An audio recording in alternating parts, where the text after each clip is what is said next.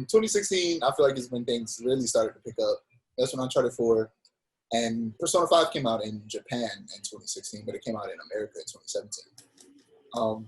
My favorite Telltale game came out that year, which is Batman Telltale, The Enemy Within, Season 1. Yeah, Uncharted 2, my second favorite Uncharted game. Uncharted is probably my favorite video game series of all time. And it was a perfect bookend to Nate's story. I should probably mention, we're going to spoil every single game we talk about. I still haven't played Uncharted 4 yet, so I'm going to need you not to spoil that one. I'm not going to spoil the games you haven't played. But okay, well, I appreciate that. But the games we've collectively played together, everybody else that hasn't seen, I'm sorry, you guys are out of luck. Yeah, we're going to spoil those. But Uncharted 4, he still hasn't played it. I'm not going to spoil it. But it was a good bookend. I appreciate that.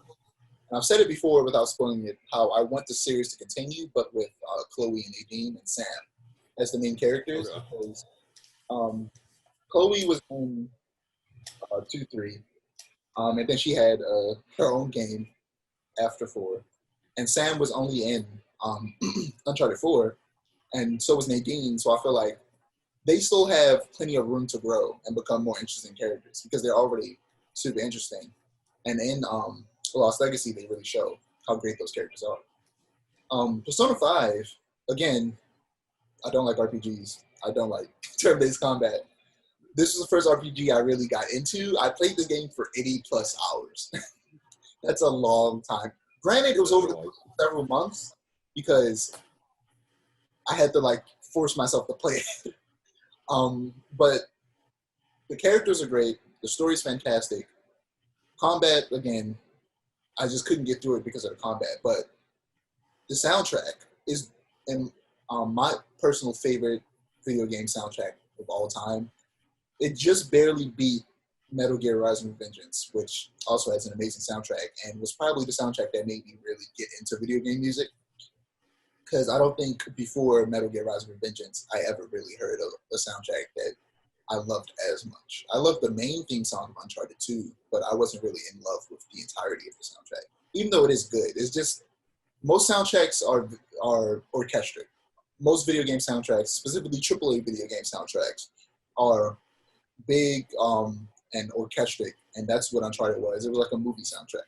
Whereas Persona 5 introduced me to probably my favorite genre of music, which is acid jazz, which is a combination of funk, soul, disco, and jazz, of course.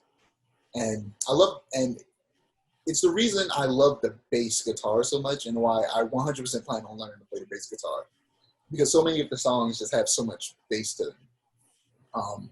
Persona 5 basically defined my music taste. Because, like I said, the story's great. I just couldn't get through it because of the gameplay. But in terms of music, it completely changed the way I think about video game music. And getting into 2017. Wait, no, you completely missed one of the best games of 2016. What? What is it, man? Doom.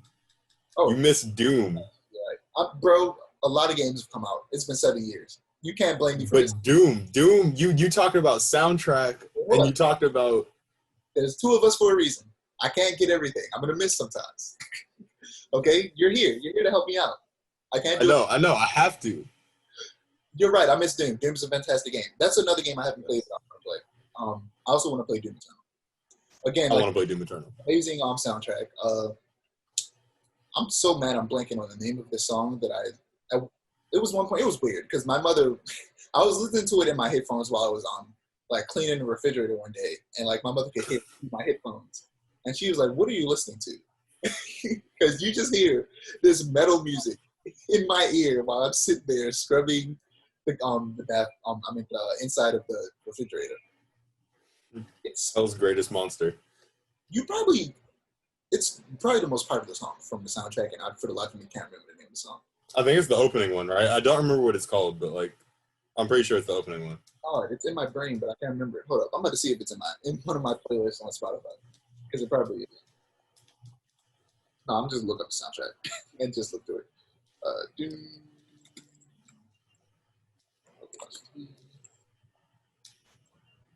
I feel like I'm also missing another game in 2016 that I'm going to go back and watch this. I'm going to be like, I missed a game. So we get.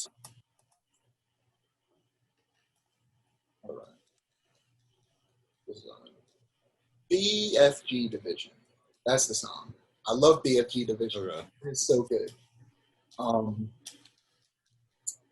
BFG is also just a fantastic name for a gun. I'm not going to actually say the F word, but it stands for big freaking gun. But they don't say freaking, and it's a fantastic. But they don't say freaking. It's a fantastic weapon. Is my screen dark? A little, yeah. The sun is being weird right now. But yeah. Yeah, now you know how I feel whenever we record later in the day, and then it's just like the entire like half of my face is just in shadow. Yeah, like you said, Doom.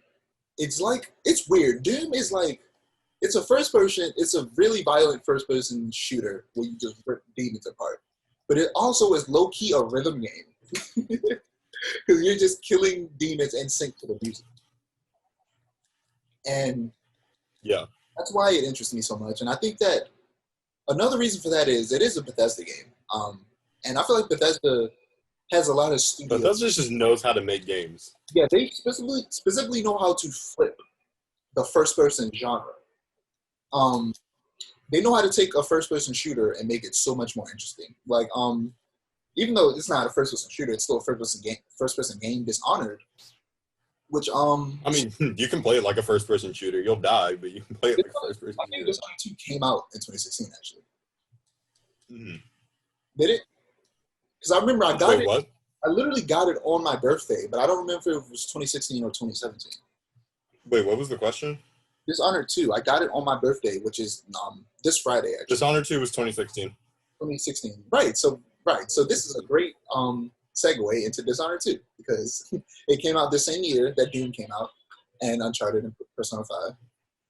And it came out, it didn't come out on my birthday. I think it came out a couple days before my birthday, but I got it on my birthday, which is going to be the day after I post this episode. And Dishonored, we talked about it before. We literally talked about it in the last episode. I feel like we talk about it like every other episode. Dishonored is just a great video game, man. It's a great series. If you haven't played it, go play it right now. One of the greatest stealth games ever. It basically is a first-person stealth game with a bunch of verticality. And like I said, Bethesda knows how to take first person and flip it and make it super interesting. Any other games I missed? This is the 2016 year, right? Yeah. Outlast 2. I know Outlast is a very I don't think Outlast 2 was as good as the first one. It wasn't as good as the first one, but I know the series itself is a very divisive series. I like the second one better than the first one. It's not a better game than the first one is, but I like it better just because it's a lot more disturbing. I don't know that I would say it does the horror elements a lot better, but it definitely makes you uncomfortable to play in a lot of areas. It's not like the thing about Dishonored. I mean, I was about to say Dishonored. Outlast 2 is that it's not like eerie, like scary, like make you. It's not like the moment I talked about before, like the tension in between jump scares type of scary. It's very make you want to like look away from the screen, disgusting scary, and a bunch of. It makes you want to take a shower after. Yeah, a bunch of weird and disgusting things just happen in that game rather than it being outright horrifying, which that's why I'm not the big fan of it. It does still have outright horror though. Like it does still. Yeah, but I feel it is still a terrifying game. I feel like it tries to it puts too much emphasis on the disgusting aspects than the horror. I feel like, Okay. disgust can still be used to make people scared, but I'm not a fan of that when it comes to horror games. See, I loved it personally. I mean, like I know a lot of people like much prefer the first one. I know the first one's a better game. I prefer the second one just for what it does. You know what I mean? Like, yeah, I enjoy that a lot more.